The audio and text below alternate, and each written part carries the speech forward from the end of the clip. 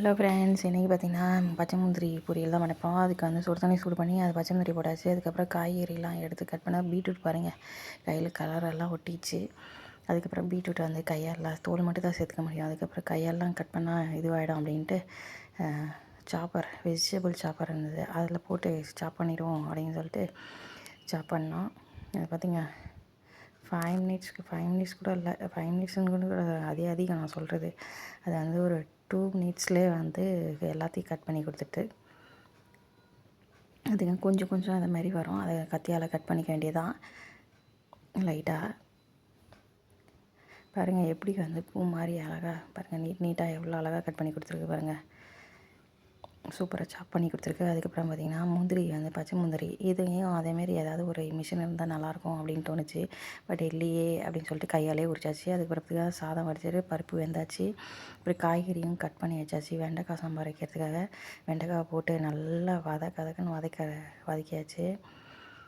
பாருங்கள் அதில் வந்து கொலன்னு இருக்கிறதெல்லாம் போய்டும். அதுக்கப்புறம் பார்த்திங்கன்னா சாதம் வெந்ததெல்லாம் வடித்து வச்சேன் பாருங்கள். டம்ளரில் தான் நிறுத்தி வடித்து வச்சுருக்கேன்.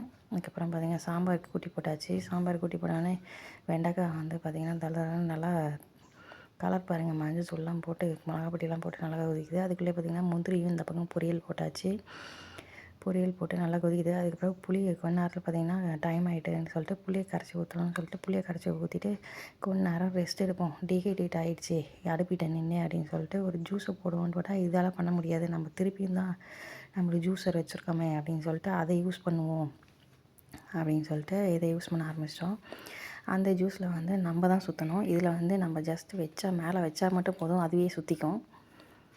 அதனால் மேலே டைட்டாக பிடிச்சி வச்சுக்கணும். வச்சுட்டா அடியில் பாருங்கள் ஜூஸை வந்து ரெடி ஆகிடுச்சி. அதையும் போட்டு குடிச்சிட்டு அது பாருங்கள் ஃபுல்லாக பாருங்கள் எல்லாம் அழகாக வந்திருக்கு பாருங்கள். ஜூஸஸ் நல்லா சொட்டுது.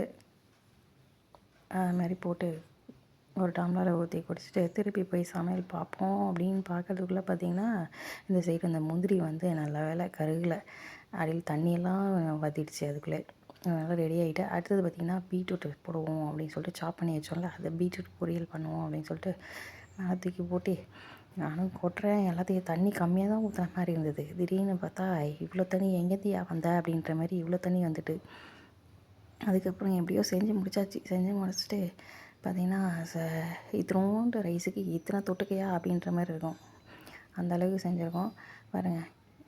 வெண்டைக்காய் சாம்பார், அதுக்கப்புறம் பார்த்திங்கன்னா பீட்ரூட் பொரியல், அதுக்கப்புறம் முந்திரி தொட்டுக்க, பச்சை முந்திரி தொட்டுக்க, அதுக்கப்புறம் பார்த்திங்கன்னா மாம்பழம்.